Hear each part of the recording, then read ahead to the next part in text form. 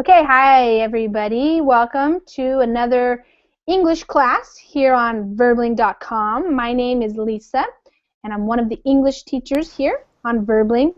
And in this hour, we're going to be doing a reading class. So if you have a reservation for this class, you can go ahead and use that reservation now. You just click on the button where you have the reservation, and it will open up the Google Plus Hangouts, which is our classroom. And if you don't have a reservation, then if you just wait for about 2 minutes, you'll see the Join Class button. And then if you're a Verbling member or you have some tickets or something, then you can join the class. You can join Verbling classes at any time you want to come. But it's usually a good idea to try to get to a class at the beginning so that you can participate in the whole class and then know what's going on in the class. But if you can't always do that, then you can always come and just see what's happening in the class and then join and start participating in the class. So hi guys, hi Leonardo, how are you? I'm fine, thank you. How are you doing? I'm doing well. You have a Seattle shirt on. Sorry? In your picture you have a t-shirt on and it says Seattle. Oh yes, but I was in my town in Italy. Okay, I'm commenting on it because I live about 2 hours from Seattle. I live in Washington State. Okay. So it's close to Seattle. Yes. Yeah, I go there. Excuse me. Okay, and okay, hi Amparo, you're back, and Araceli's back, and hi Michael, hi Miguel. Hello, Lisa. How are you? Good. How are you? Long time no see. Yes, hello, Tan. Yeah, I'm studying a lot. Sorry, my voice. Sorry. Yeah. A lot time with you. Don't see with you. Yeah. I'm studying a lot, but sometimes it's not possible to join. Sure, I understand. It's always good to do stuff on your own as well. Come to class if you can, but if you can't, sometimes it's a good break to just read or listen to something, and then when you come to class, you can use what you've been learning. So it's good. It's all good. Okay, guys, so let me put in the screen share this article that I got, which is from the New York Times. Hi, Donato. The link is always on the bottom. So what I like to do for the reading classes that I do is I try to find something that would be interesting, hopefully, but not everything is interesting to everybody. So I choose different topics and different levels of difficulty, usually at least intermediate to advanced. So if you don't understand all the words, that's okay. It's a good opportunity to be exposed to some different words, new vocabulary perhaps. Also, what I like about the reading class is not just the vocabulary, but you're really using English when you're reading something, so you get to also practice the different grammatical structures. So you get to see how they're really used, so that later in your writing or in your speaking, you can start incorporating them, start using them as well into your own way that you speak and express yourself in English. So everybody can go to that link. You can do one of two things. You can go to the link and follow along, or you can make sure you're clicking on me in your Google Hangouts, and then if you click on me, you should be able to see the document, and you can read along in the screen here, in the video screen. Okay? And let me just say, Hiba, are you there? I didn't hear you in the last class, but I don't know if your microphone's not working or something. But for the reading class, if you want to read out loud, it's going to have to work. So just, you want to check it, see what's going on. Okay? All right, so the way I'll do this is we're going to read a little bit at a time. Sometimes I go through and break these up so we have a little bit for everybody to read. And we'll probably have enough to read a couple of different times. And when I'm reading out loud, that's a good chance for you to practice, your listening skills. You might even want to close your eyes and see if you can understand just by listening. If you don't want to do that, then you can just listen and read along. If you have your microphone muted, you could read along out loud, or you can just read along in your head, listening to how I'm pronouncing the words and trying to understand the best you can. And then after that, I'm going to have each student will take turns reading parts of this article, and then I'm going to go over some words. And if you have any questions at any time, you can interrupt me. It doesn't matter. You just unmute your microphone, ask me a question. I can explain something in a different way if you don't understand it. You can also type in the Verbling chat or the group chat as well. Okay?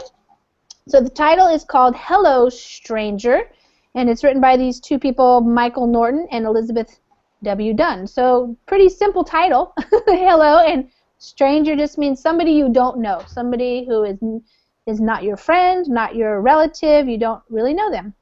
All right, so if you've ever been on a subway or a public bus, you know the rules. Don't make eye contact. Stay as far away from other people as the space allows. And for the love of God, don't talk to anyone. But what if the rules are wrong? Okay, why don't we start with Amparo today on that side. Amparo? Okay. If you've ever been on a subway or public bus, you know the rules. Don't make eye contact. Stay as far away from other people as the space allows. And for the love of God, don't talk to anyone. But what if the rules are wrong? Okay, so subway, you guys know, train underground. For example, like in New York City, they have a big subway system. Sometimes it's also called the metro or the train, or I think in London it's called the tube, and a public bus. So they're talking about the rules, the rules, the things that you're supposed to do or not do out in public when you're on these public transportation things. So don't make eye contact. So eye contact is when you look at somebody else and they look at you, so you're looking at each other. So some people say, that's rude, don't do that. Another thing is to, give people their space. That's what we say. Give somebody their space. So try to stay away from them. Don't try to get too close. So you want to give them space. And this is an expression, for the love of God. So that's the whole expression. It just means like, oh, and please, please don't do this other thing. So for the love of God, if you hear that, it just means like the person is saying, oh, please don't do this or do this. Like, oh, for the love of God, can we just leave already? It means like, we've been here a long time. Can we just go, please? All right, so for the love of God, don't talk to anyone. All right, so what if these rules are wrong? What if they're not true? What if they're not good? So this is what they're talking about in this article, how to behave with strangers. The behavioral scientists Nicholas Epley and Juliana Schroeder approached commuters in a Chicago area train station and asked them to break the rules.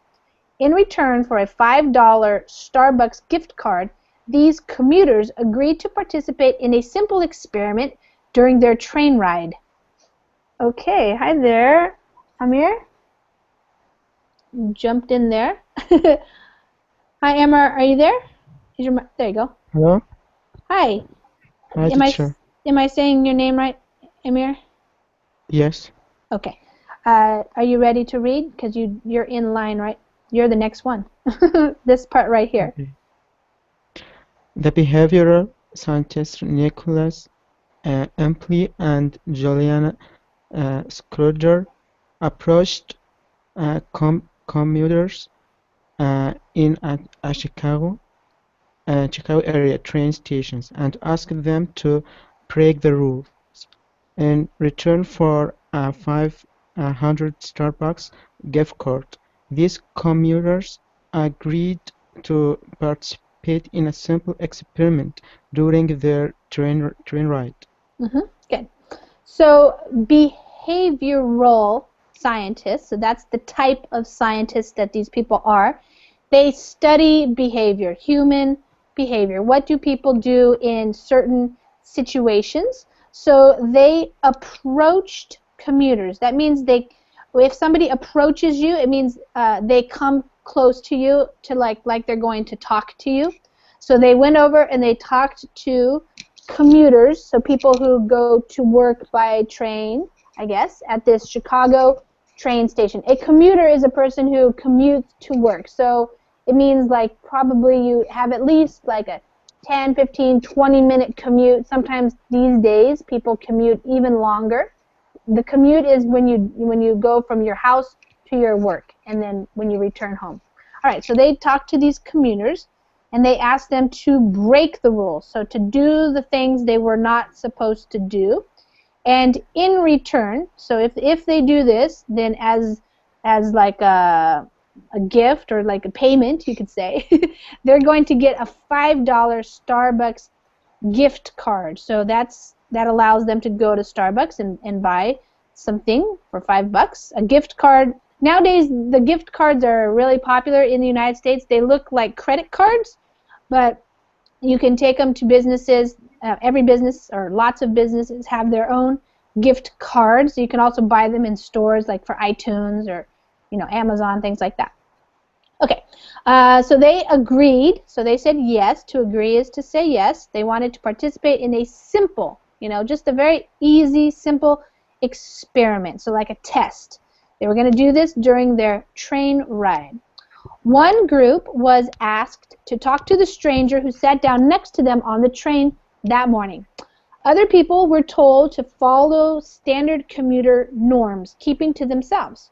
By the end of the train ride, commuters who talked to a stranger reported having a more positive experience than those who had sat in solitude.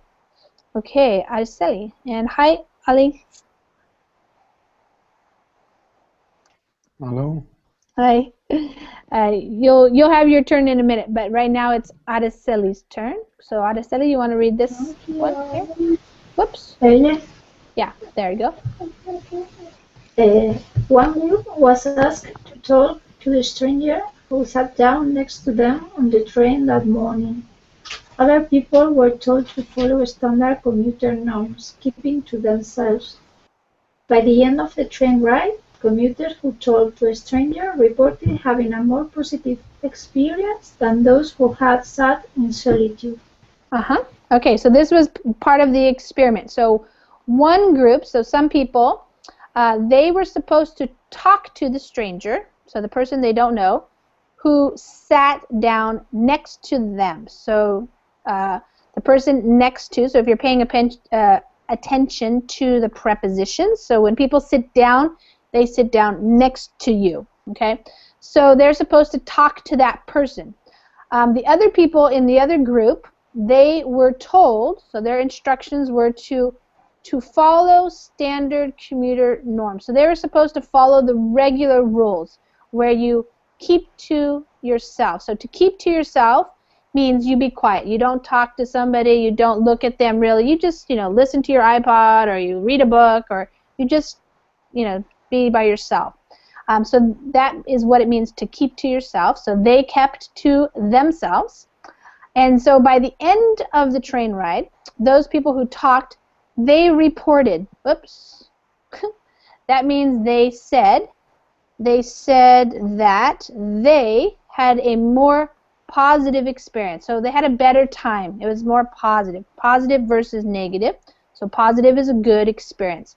They had a better experience than those who had sat in solitude. So to sit in solitude means just by yourself, not talking to anybody, just alone. If the idea of talking to a random seatmate fills you with dread, you're not alone. When Dr. Epley and Ms. Schroeder asked other people in the same train station to predict how they would feel after talking to a stranger, the commuters thought their ride would be more pleasant if they sat on their own. Okay, hi Bruno. Welcome. Hi Lisa. Thank you. Hi. Okay, are you ready to read? You can read that one there. Okay. If the idea of talking to a random seatmate fills you with dread, you're not alone. When Dr. Epley and Mrs.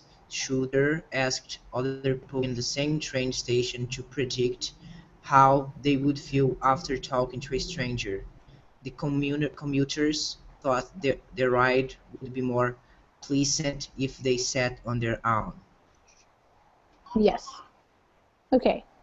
So I'm explaining, I was writing in the chat, but I'll just say it.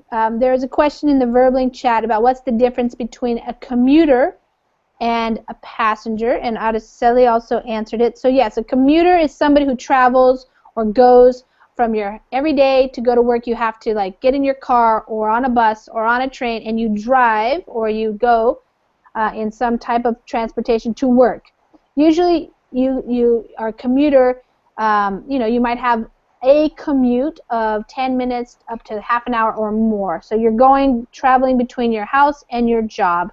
But a passenger, that's just anybody. It could be a kid, it could be somebody going to the airport, it could be somebody just going on an errand. It's not specifically going to work and then coming back. So commuter is specifically for work. Okay? All right, so here we go. If the idea of talking to a random seatmate. So random just means like out of the blue. You don't know this person. It's just like you just come into the train, you sit down. The person next to you is your seatmate. So usually, in a train situation, you might have a room for 2 people to sit down together. That would be your seatmate. If this fills you with dread, so that's an expression. To fill you with dread means something terrifies you or it frightens you. You're afraid of it. So if this is something that you're afraid of, you're not the only one. You are not alone. Lots of people feel that same way. And they even asked people in the same train station to predict how they would feel. So to predict means like to guess, to think about the future and to say something about the future. So they said they would feel more pleasant, or they would feel better. Pleasant means nice. They would feel better if they sat on their own. So their prediction, what they think would happen in the future, is that it would be nicer to just be in solitude, by yourself, not talking to a stranger. So the question they asked, why are these commuters' predictions and their experience so at odds? Most people imagined it would be difficult to start a conversation. They estimated that fewer than half of their fellow commuters would want to talk to them. But in fact, not a person reported having been snubbed, and the conversations were consistently pleasant. Okay, Donato.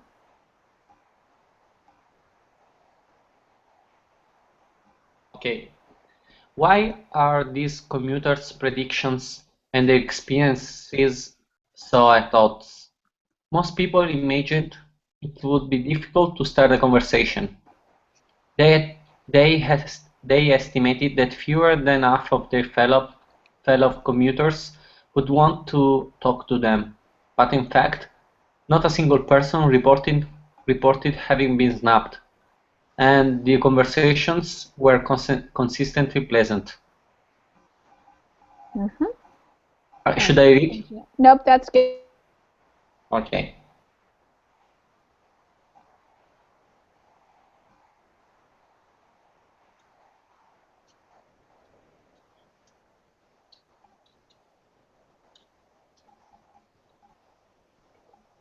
Please, I'm not hearing you.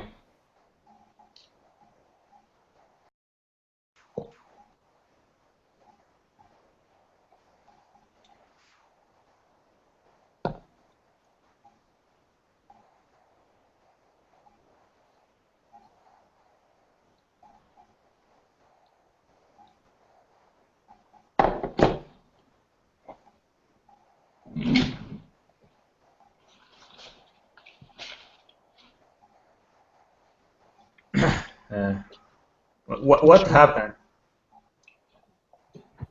Connection problem. Surely Lisa is taking a coffee. Oh, okay. Went to the bar or the supermarket, I don't know.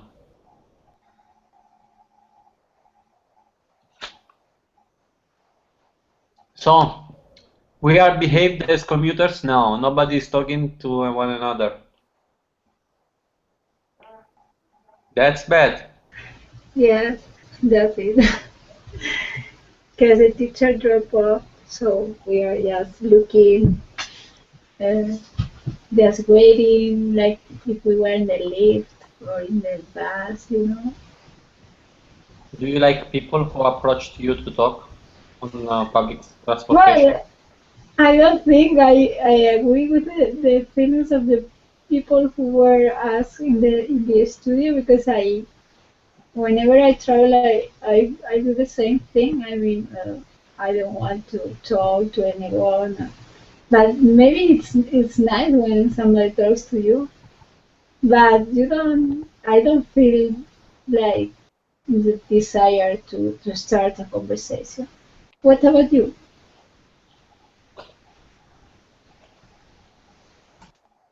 About me? Yes, you asked, so I'm asking you. I always try to start a conversation by a joke. I don't like to say like common things like, what kind of weather? I don't like to talk about the weather. It's so I hate it. I hate common places. When I was in the States, everyone used to say, "Hey, how are you?" And they were not listening the answer. So I like actually to talk and to be listened, no? Yes, you talk about the weather, nobody really cares, but sometimes you can find something and it's better than. Hello, Okay. Lisa, you're Hi, back. guys. I don't even know what happened. I was reading, and all of a sudden, you guys weren't there. So, did you hear me read this? It doesn't really matter. No. Okay. It doesn't matter. Let's have Leonardo read it, because I just read it, and we need to keep reading. Sorry, I don't know what happened. Leonardo, go ahead. Okay. According to a 2004 study published in Science, commuting is associated with further positive emotion than any other common daily activity.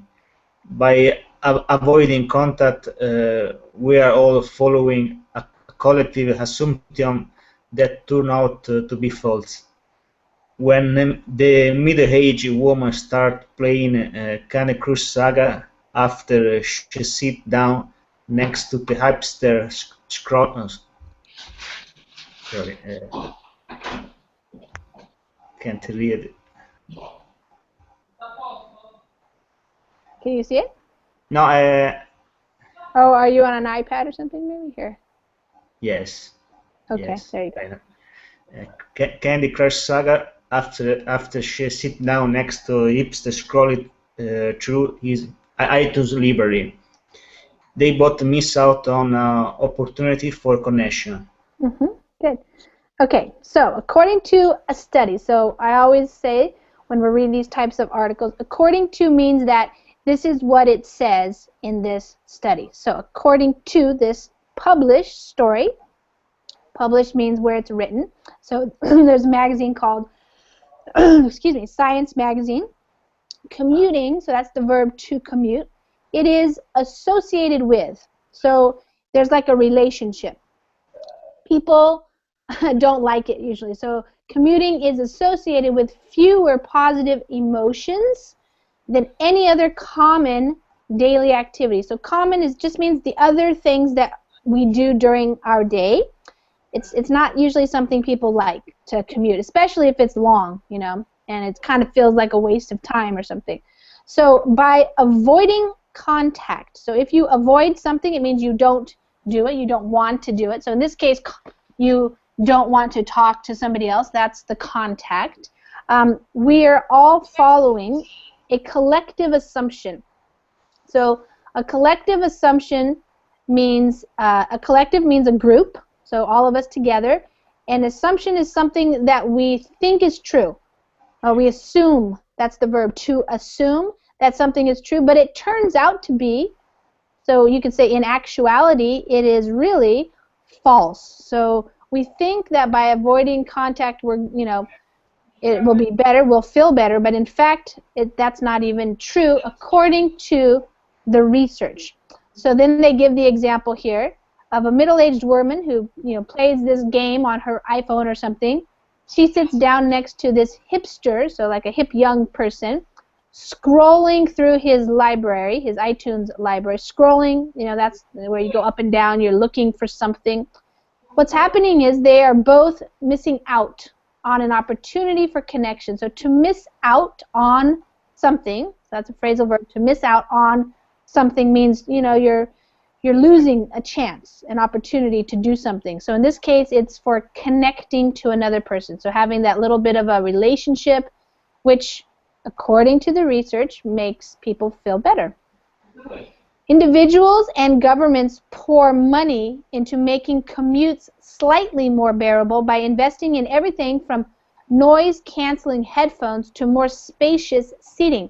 But what if the research showed that we would improve our commutes more by investing in social capital, interacting with the strangers sitting all around us? Okay, Miguel. Right here. Okay. Individuals and governments pour money into making commutes slightly more behavable by investing in everything from noise cancelling headphones to more spacious seating.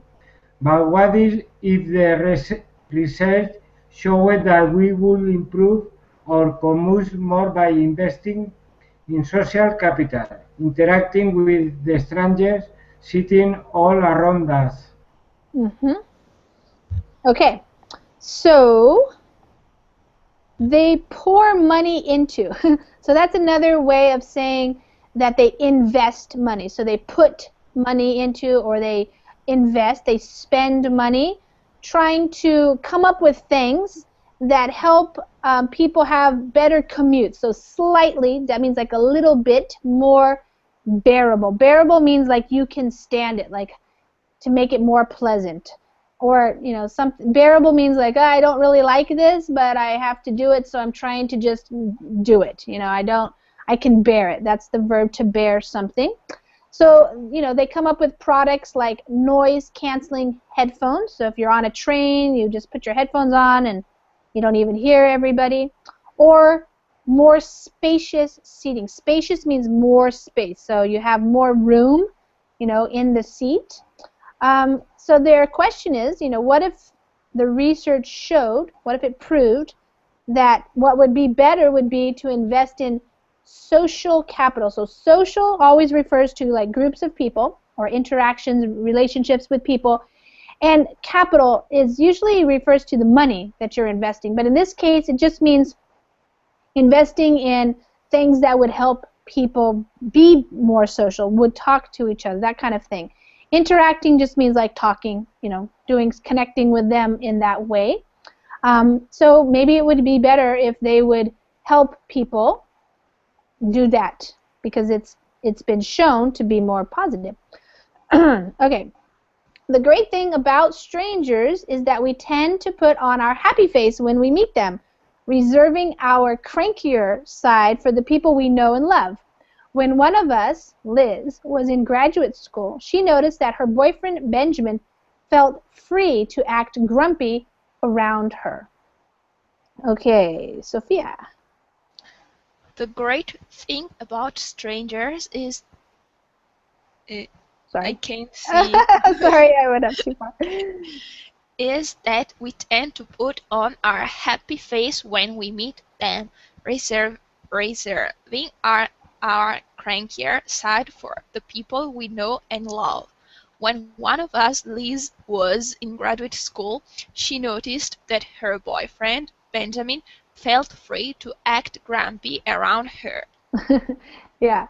Okay, so the great thing about, so the good thing or the great thing is that we tend to put on our happy face. So when we use that phrase, we tend to do something, it means that's what we often do. So you could also say the great thing about strangers is that we often put on our happy face. It's what we usually do. So we tend to put on our happy face, our smiley face, when we meet people. So when we meet strangers, we go, oh, hi, yes, how are you? Okay, but we reserve, so that means we leave our crankier side. Crankier means like grumpy, when you don't feel so good, you come home and you say, ah, yeah, I had a terrible day. That's how we talk to the people we love, the people we know and love. And then they give an example of that. When they were in graduate school, so after graduating with a bachelor's degree, you go to graduate school if you want. She noticed, so to notice something means she saw, she realized that her boyfriend, he felt free. To feel free to do something means you feel like it's okay. So you feel free, you're uninhibited to act grumpy. So grumpy or cranky or like, complaining around her. So, he was nicer to other people and he was grumpier around her. But if he was forced to interact with a stranger or acquaintance, he would perk right up. Then his own pleasant behavior would often erase his bad mood. One of the perks of being a behavioral scientist is that when your partner does something annoying, you can bring dozens of couples into the laboratory and get to the bottom of it. Okay. So let's see. A couple people fell out. All right. There's Amparo. It's your turn again. But if he was forced to interact with a stranger of acquaintance, he would perk right up. Then his unpleasant behavior would often erase his bad mood. One of the perks of being a behavioral scientist is that when your partner does something annoying, you can bring dozens of couples into the laboratory and get to the bottom of it. Okay, good. All right, so here's the hypothetical situation. So if he was forced to interact, so if, at some point in the past he had to, so to be forced to means you have to do that. So if he had to interact with, that's the preposition we use, to interact with somebody like a stranger or an acquaintance. So an acquaintance is somebody you know, but they're not really your friend. You just know them. Maybe they're in a class with you or you met them once or twice, but you're not really friends. You just know each other from somewhere. He would perk right up. So to perk right up means like, to perk up means to feel better, to be pleasant, to be friendly. And to perk right up means he did it quickly. So to perk up is to feel better and to like be smiley, but to do it right away means very quickly. So as soon as somebody he saw, oh, hi, how are you doing? Even if he was complaining to her, So this, she describes pleasant behavior, nice behavior, would often erase. So to erase, you think of like a chalkboard and you erase the chalk, it gets rid of. So he would turn into being happy. It would get rid of his bad mood when he was feeling grumpy. One of the perks, a perk is like a benefit, like a good thing, something that you get to do specially. So one of the perks of being a behavioral scientist is that when your partner, so your boyfriend or your girlfriend, if they do something annoying, something that is irritating to you, you can bring in dozens of couples into a laboratory and get to the bottom of it. So, of course, in the laboratories where they do the tests, the experiments, and when you're doing an experiment, you're getting to the bottom of something. You're trying to figure it out. So when somebody says, we have to get to the bottom of this, it means we have to understand what is happening. Why is this happening? So, Donato, when you are investigating a police case, then you're trying to get to the bottom of it. It means you're trying to figure out exactly what happened, to the victim or something like that. When Liz tested her hypothesis in a lab experiment, she discovered that most people showed the Benjamin effect. They acted more cheerful around someone they had just met than around their own romantic partner, leaving them happier than they expected. Okay, Bruno, your turn. Okay. When Liz tested her hypothesis in a lab experiment, she discovered that most people showed the Benjamin effect. They acted more cheerful around someone they had just met than around their unromantic partner, leaving them happier than they expected. So to test your hypothesis, that's like what they do when they're doing scientific studies. Your hypothesis is like your educated guess. So based on information you have, you say, I believe this is going to happen. So then they test the hypothesis, what really happens.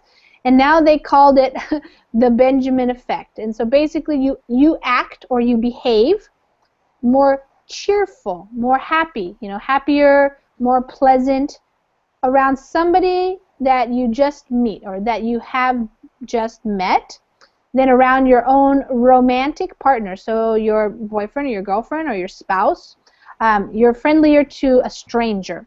And when you do this, you are left feeling happier than you expected, than you thought would happen. So it has a positive effect that way. Many of us assume, however, that our well-being depends on our closest ties and not on the minor characters in our daily lives. To investigate the validity of this assumption, our student Gillian M. Sandstrom asked people to keep a running tally of their social interactions. Okay, Donato? Many of us assume, however, that our well-being depends on our closest ties and not on the minor characters in our daily lives. To investigate the validity of this assumption, our student Gillian M. Sandstrom asked people to keep a running tally on their social interaction. So many of us assume, so there's the the verb to assume. This assumption is the noun. So we think we know what's going to happen. We assume that our well-being, so our well-being is how we feel, if you feel good or not. And we think it depends on. So it depends on means, that's what makes us happy. We think that it matters who we're talking to. And so usually we think we have to be interacting with the people who are closest to us, our closest ties. Tie is like a connection. You think of like tying your shoe or something, it keeps your shoe on, so it keeps you together. These close ties would be like your friends you've had, friends for a long time friends, your partners, your family, your siblings, relatives, things like that. And not the minor characters. The minor characters, that's kind of in a reference to like a movie or a book. People you don't really know very well, you don't see very often. Those are minor people in your life, in your daily life. But they wanted to investigate or to just, make a study of the validity of this assumption. So the validity means, is it valid? Is it true? This is what we think, but is it really true? So they asked people to keep a running tally of. So to keep a running tally, a tally is when you mark like a check mark, like, okay, here's 1, here's 2, here's 3, and you keep track of it like on a piece of paper maybe. In this case, they had them carrying around these clickers. So this morning I talked to somebody on the train, then I talked to somebody at the store. You're keeping a record of it. She had them carry clickers, one red, one black, in their pockets all day. They clicked the red one whenever they interacted with someone close to them, a strong tie, and the black one whenever they interacted with someone they didn't know so well, a weak tie. She found that introverts and extroverts alike felt happier on days when they had more social interactions. Okay. Oh, Erza, you came in. Is your microphone working? Or is this Cynthia or I don't know. Erza? I don't hear you, so maybe it's not working. How about Leonardo? Why don't you read and maybe she'll Yes, of course. Get it to work. Thank you. She had them carry clickers, one red, one black, in their pockets all day. They clicked the red one whenever they interact with someone close to them, as a strong tie, and the black one whenever they interacted with someone they didn't know so well, a weak tie. She found that introverts and extroverts alike felt happier on days when they had more social interaction. Mm-hmm. All right, so she had a clicker is something you just click. You know, who knows what it really looks like, but one was red, one was black. They carried them in their pockets all day. So, you know, in your pants you have pockets where you can put things. That's what a pocket is, where you put stuff. And they clicked the red one whenever. So whenever or just when they interacted with someone close to them. So that's called a strong tie. You feel close to that person, like your mom or your dad, your sibling, something like that. And then a black one, when they interacted with someone they didn't know so well. So, you know, maybe you know them but not well, or maybe it's a complete stranger. And that's a weak tie. So not a strong tie, a weak. It's the opposite. And she found that the introverts, so people who tend to prefer to have more alone time, versus even introverts and extroverts. Extroverts are people who usually like to be around people alike. So both people, both types of people felt happier when they had more social interactions. More surprisingly, let me break this here. More surprisingly, interactions with weak ties correlated at least as highly with happiness as interactions with strong ties. Even the bit players in our lives may influence our well-being. In a recent study, we recruited people on their way into a busy Starbucks with a $5 gift card. Okay, Miguel. More surprisingly, interaction with weak ties correlated at least as high with happiness as interaction with strong ties. Even the big players in our lives might influence our well-being. In a recent study, we recruited people on their way into a busy Starbucks with a 5 gift card. Okay, more surprisingly. So if you use the word surprisingly, it means, you know, it was a surprise to you. So it was surprising to find that even when you interact with weak tie people, so people you don't know, that they correlated that. So in studies, they use that word there's a correlation. So this happens and then this happens. There's some type of a relationship or a correlation. They correlated interactions with weak ties as they correlated it with at least as highly with happiness. So that another way to say that means that people who interacted with weak ties were just almost as happy interacting with them as they were with the stronger ties, with the people that they knew better. So it was, you know, pretty even almost, you could say. Even the bit players. So bit just means the small players in our lives. So people that we don't really know very well. They don't play a big part in our lives, but they do influence our well-being. So they, you know, can help us feel better.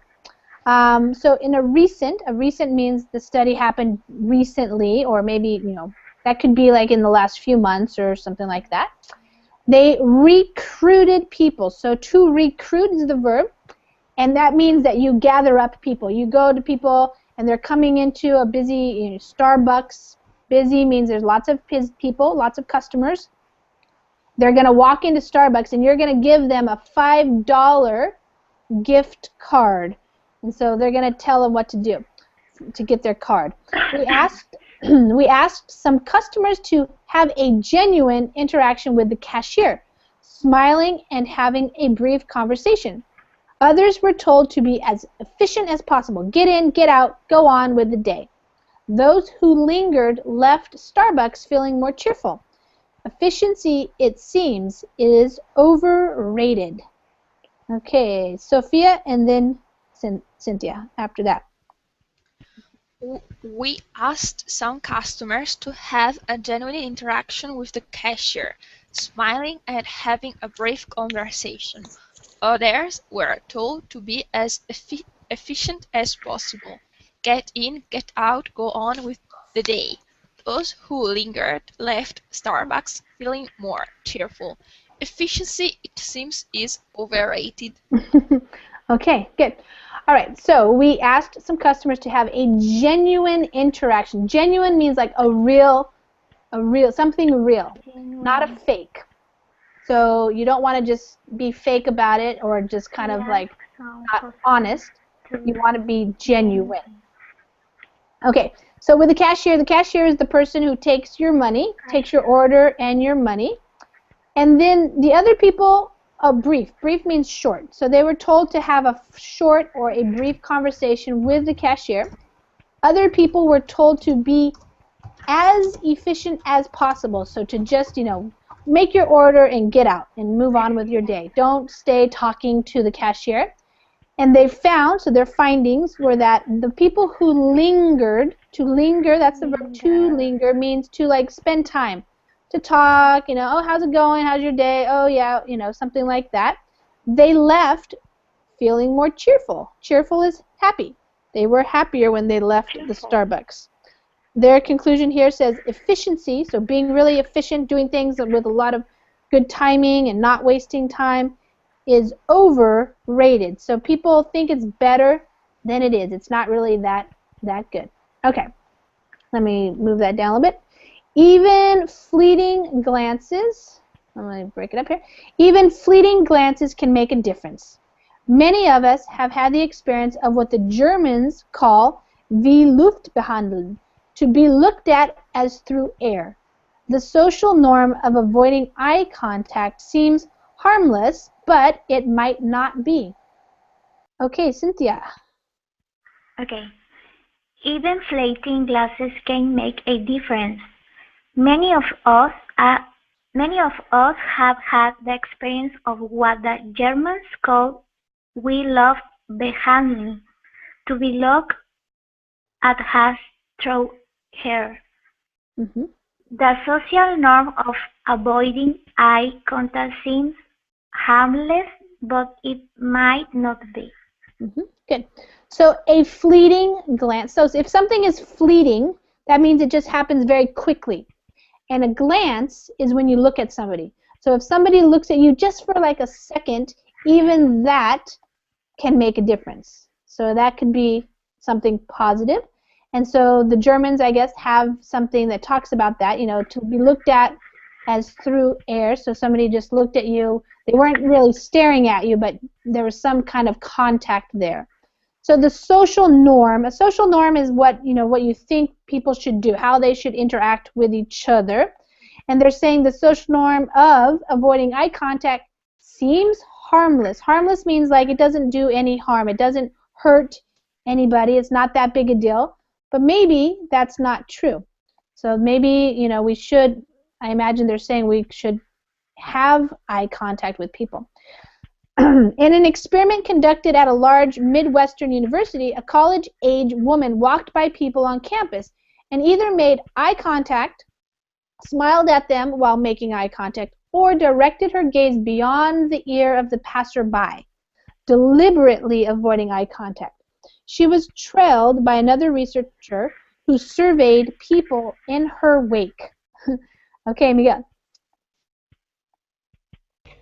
Okay, in an experiment conducted at a large Midwestern university, a college-age woman walked by people on campus and either made eye contact, smiled at them while making eye contact, or directed her gaze beyond the ear of the passerby, deliberately avoiding eye contact. He was trailed by another researcher who surveyed people in her wake. Okay, good. All right, so when you conduct an experiment, that means you just perform or do the experiment, so to conduct. Let's see, a couple words here. She smiled at them while making eye contact. Directed her gaze. So to direct means that's where you move your what you're doing. Like you can direct your gun or something like that. It's the position where you put it. So she directed her gaze. Her gaze is where she's looking. When you're gazing at something, it means you're looking at something. So she kind of put it beyond their ear. The passerby is somebody who is passing you by, somebody who is walking past you. And she was deliberately, so on purpose, that's what she was trying to do. She was trying to avoid eye contact. She was trailed by. So to be trailed by means somebody else is following you. So a researcher was following her and surveying. So to survey means like to study them, to figure out what were the people like who she was passing. So in her wake means she walks by these people, and the researcher, they pass her. So her wake is like all the people she's passing. So what do those people look like afterwards? Those who were looked at as though they weren't there reported feeling more disconnected from others. Simply acknowledging strangers on the street may alleviate their existential angst, and being acknowledged by others might do the same for us. All right, I'll keep general. All right. Yeah. So those. Sophia? Those who were looked at us though they weren't there reported feeling more disconnected from others. Simply acknowledging strangers on the street may alleviate their existential angst, and being acknowledged by others might do the same for us. Okay. So yeah, so they basically the people that she didn't look at at all, like she was avoiding them, they felt more disconnected. So they didn't feel connected, they didn't feel close. It was not a positive feeling.